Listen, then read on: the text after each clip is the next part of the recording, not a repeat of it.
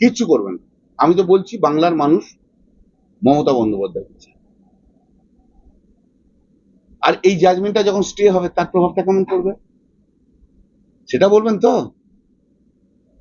আপনি যদি বলেন আজকে প্রভাব পড়লো, তাহলে স্টে হলে তো তার প্রভাব পড়বে, তাহলে বিজেপি শূন্য। কি মানতে হবে তো? একতরফা কোশ্চেন করলে তো হবে না, আরেকটা দিক আছে। স্টে হচ্ছে, অভিজিৎ ঘরে ঘুমক 5 বালিশ জড়িয়ে যান, বলে দিন অভিজিৎকে স্টে হবেই। আমার তো 43 বছরের প্র্যাকটিসের এক্সপিরিয়েন্স, মামলা করার লোক। আর ও হচ্ছে 3 নম্বরের ব্রিফ নিয়ে পিছন পিছন ঘোড়া উকিল ছিল, আর বুড়ো বয়সে হাইকোর্টের জজ হয়েছিল 56 বছর না 57 বছরে। কেউ হয়?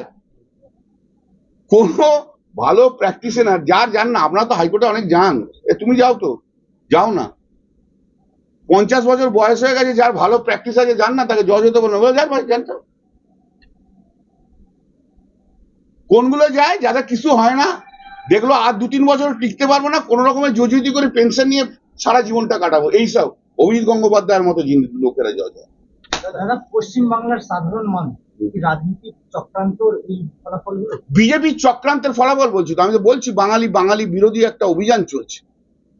বাঙালির চাকরি খাবো, বাঙালিকে 100 দিনের কাজের টাকা দেবো না, বাঙালিকে কেন্দ্রীয় আবাস যোজনার টাকা দেবো না। কি গ্রাউন্ড? চুরি। তো আমরা তো 2 বছর 1.5 বছর ধরে বলে আসছি চুরি হয়েছে, ঠিক আছে ভাই, তোমাদের অভিযোগ, কে চোর তুমি ধরো, কিন্তু গরিব মানুষের টাকাগুলো দাও। গরিব মানুষ তোর কোনো চুরি করেনি, তুমি তো বলতে পারবে না। যে চুরি করি তাকে ধরে তুমি জেলে ঢোকা ভাই, তাদের টাকা দেবো না।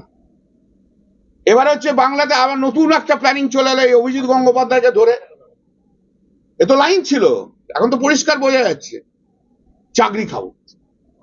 বাঙালির চাকরি, বাঙালির কোনো উন্নতি হবে না, বাঙালিকে চাকরি দেবো না, বাঙালিকে 100 দিনের কাজের টাকা দেবো না, বাঙালিকে কেন্দ্রীয় আবাস যোজনার টাকা দেবো না, বাঙালির কোনো উন্নয়ন হবে না, বাংলায় কোনো ইউনিভার্সিটি হবে না, বাংলায় কোনো কলেজ হবে না, বাংলায় কোনো স্কুল হবে না, বাংলায় কোনো বেটি পড়াও বেটিকে কোনো বাঁচাবো না, বাংলায় 2 কোটি করে যে চাকরির প্রমিস দিয়েছিল 2 কোটির মধ্যে একটা লোককেও চাকরি দেবো না। যা করব আমি গুজরাটে করব, যা করব আমি মহারাষ্ট্রে করব। আর বাংলার এই নেতাগুলো যেগুলো সেখানে গুজরাটের আমাদের আর বন্ধু, তাদের পিছন পিছন পিছন পিছন পিছন পিছন পিছন পিছন হচ্ছে। এই বাংলার বিজেপি নেতাদের কি চাই জানেন তো? বাংলার বিজেপি নেতারা নেতা হতে গেলে কি কি চাই জানেন? এইসব আছে না শুভেন্দু অধিকারী সহ সব নেতাগুলো নেতা হতে গেলে কি চাই জানেন তো?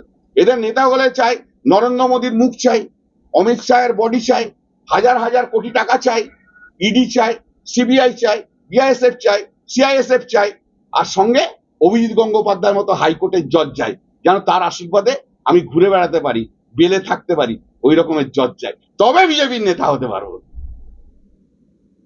দাদা, একটা লাস্ট কোশ্চেন আমার। তোমার লাস্ট কোশ্চেন কি? ওদের কি লাস্ট কোশ্চেন? যেটা হচ্ছে আপনি বারবার বলছেন যে